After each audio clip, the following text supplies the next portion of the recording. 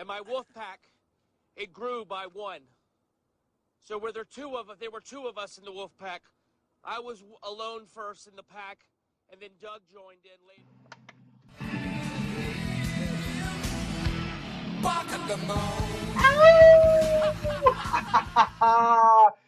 We are back. It's been a few days. You know, we talked about the Jim Caldwell hire a few days ago, so I'm a little more upbeat today. You know, I've had a few days to think about it. Still sucks, but we can talk about the NFL and the big games that are going on this weekend. But of course, there is no preview show without the other half. So what's up, Sean? Mr. Crowley. What's happening, Kyle? Not much, man. Championship weekend. That's Time right. to bring the A game. That's Bring right. the A game tonight. Let's do this. So, basically, what I'm thinking is Roger Goodell is pretty stoked right now about these games. You know, you got both 1 seeds still in it. You got this 2 seed in the AFC, and then you got the 5 seed in the NFC. But really, San Francisco is probably better than the top, 2, 3, and 4 seeds that came out in the NFC anyway. So this is basically the 4 best teams that enter the playoffs. So I'm pretty sure Roger Goodell is pretty happy about that right now. But what game interests you the most this weekend? I'll tell you the truth. I like both these games. I can't pick one over the other.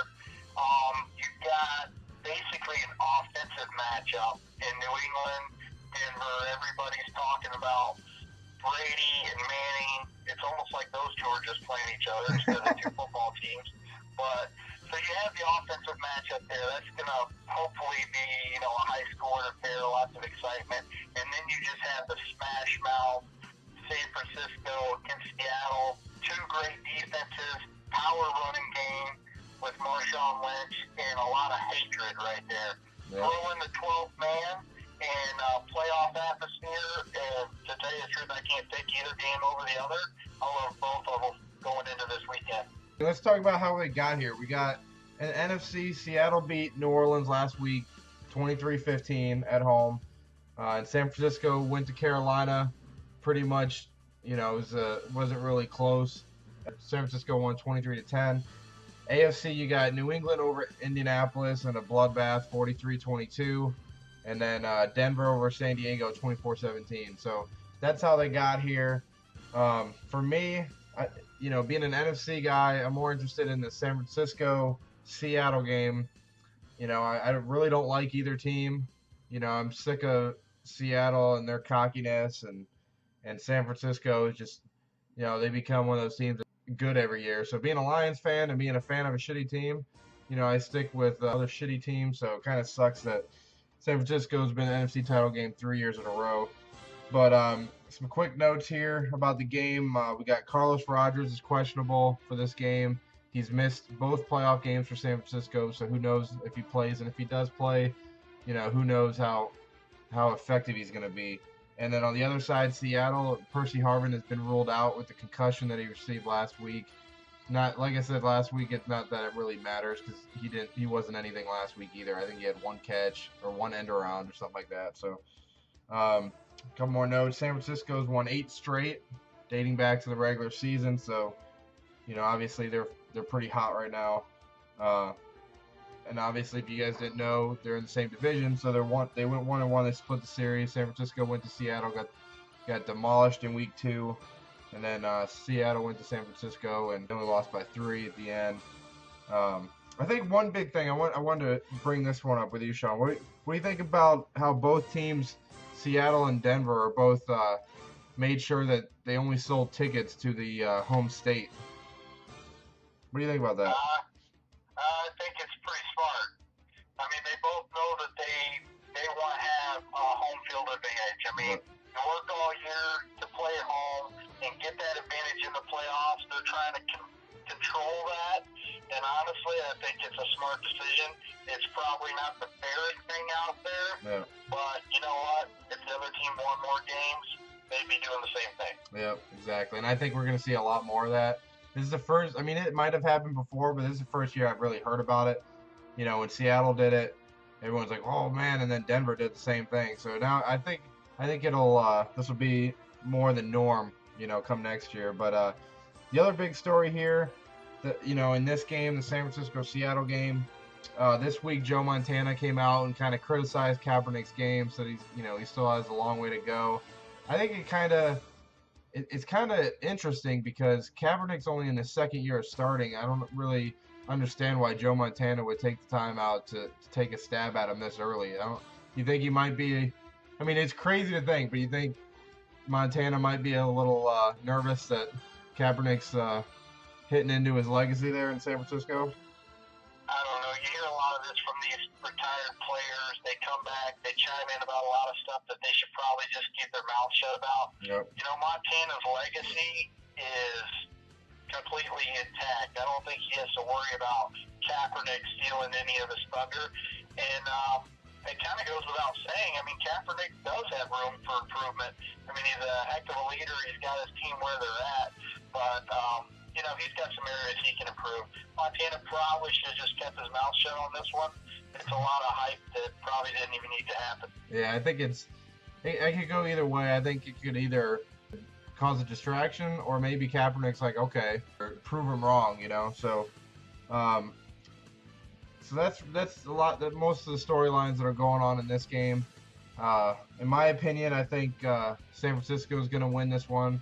Again, I'll take the playoff experience that Kaepernick has over Russell Wilson. I know it's at Seattle, but they lost against Arizona Week 17, and it was, you know, they ended up winning last week against New Orleans, but it should have been bigger than it was, especially the way the first half was. So I think they're ripe for the picking right now. I think San Francisco is going to go back to the Super Bowl. Who you got in this game, Sean? You know what? I picked against Seattle last week, and Saints disappointed me. I thought that Drew Brees was going to go up there and show that defensive thing or two. Didn't happen. So I told you before we got on air tonight that I've kind of flip-flopped a few times this week on this game. Yep. But I'm going Seattle. I'm looking at the last 2 years. I think they're, 16-1 at home? Yep. Yeah, that's amazing. They played well at home, obviously, based on that record. They handled San Francisco at home. And I just think because of the atmosphere, because of the game, the 12th man's going to be bigger than it has been, believe it or not. I just see Seattle extending that winning streak at home. And I see Seattle taking this one in a close matchup, bloodbath, smash mouth style, but I got Seattle. Which is a smart pick. Seattle's favored by 3.5 right now, so you know, obviously they're at home, they're the favorite, so that's not a bad pick. So go over to the other game, New England, Denver. The only noteworthy injury right now is Aaron Dobson, the receiver for New England. He didn't play last week. He's questionable this week with a foot injury. He did fly, you know, to Denver, so he's on the plane. He didn't even go. He wasn't even part of the team last week, so that's a step up. But that's the only real injury of note. I think one big obscure stat right here is everyone talks about the Brady versus Manning rivalry, you know, what the records are between the two. But you go back in history, Brady against Jack Del Rio, whether it was when he was the head coach at Jacksonville or Denver defensive coordinator, Brady is 7-0 against teams that Jack Del Rio is part of. So something's got to break. You know, we'll see there. The last, obviously, they played earlier this year, and Denver was up 24-0 at the half in New England. New England came back and won in overtime. That was pretty sweet. Belichick has tied Don Shula's playoff record right now. He's got with 19.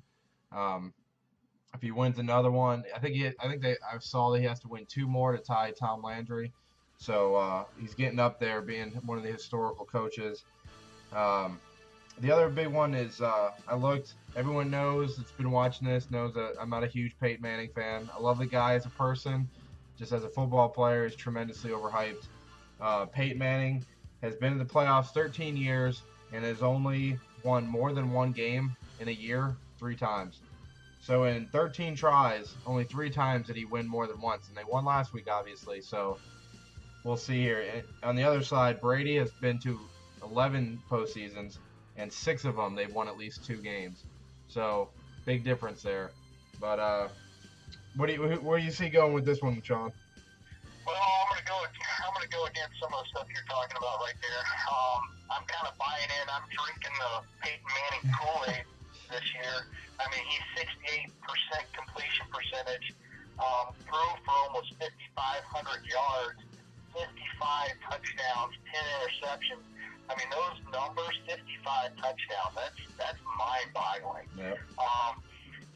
I'm going to go with Denver and Peyton Manning. I just think that Manning has too many weapons. I think the Patriots are going to be hard-pressed to slow down that offense. On the flip side, that Denver defense can be very sketchy at times, and trust me, I'm definitely thinking hard about picking against Tom Brady, because unless we're talking Super Bowl, you generally don't pick against Tom Brady. That's true. So, this one's probably going to be tighter than most people think it's going to be. I'm going with the Broncos. I did see that, unbelievably, on ESPN, I was surprised how many people were actually taking the Broncos. I thought based on Tom Brady and his history that this would be a lot closer, just polling people who they thought was going to win. But I guess people are going with the hot hand, kind of the stuff I said, looking at the numbers at Denver. Yeah. But I'm sure that Brady's not going to go down easy. But that's how the mainstream is, man. You know that about Manning. He's the queen of the NFL. Anything he does, everyone's going to be all about it. This is the year that he does it. We can't talk about his playoff record. You got to look at the team, too. Fuck all that shit. He's a quarterback. He's the one who gets paid all the money. He underperforms in the playoffs. Simple as that. But with this game, Denver's 6-point favorites, which I think is another. I think that's another unbelievable.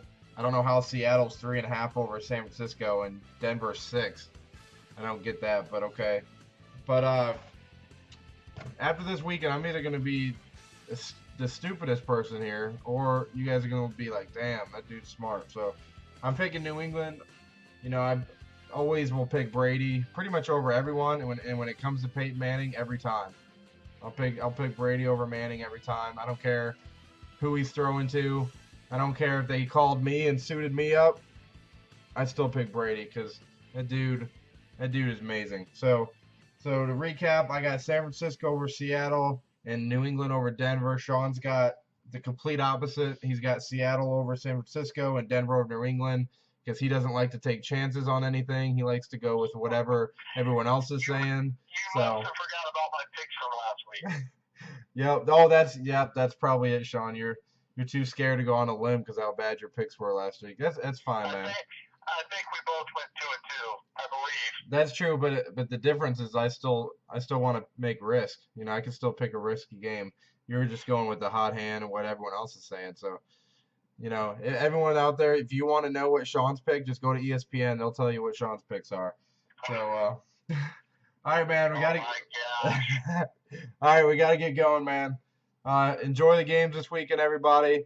It should be amazing. Both games should be awesome, but that usually means that they're both going to suck. So hopefully they will live up to the hype, and we'll be able to come back on Monday, talk about who's in the Super Bowl, and that they both were pretty sweet games, and that I picked right. That'd be sweet. Hey, one quick thing I want to tell everybody in the pack: make sure you tune in to us on Monday. That way you can listen to Kyle eat crow. Make sure you tune in. Don't worry, guys, because that won't need to happen. Just like with Caldwell, I won't need to eat that crow either. But yeah, check in on Monday. We're gonna recap all these games and talk about the Super Bowl real quick. So everyone, have fun. Go Lions. Go Skids. All right, guys. Take care. Nice. I hope you're so wrong, man. Why?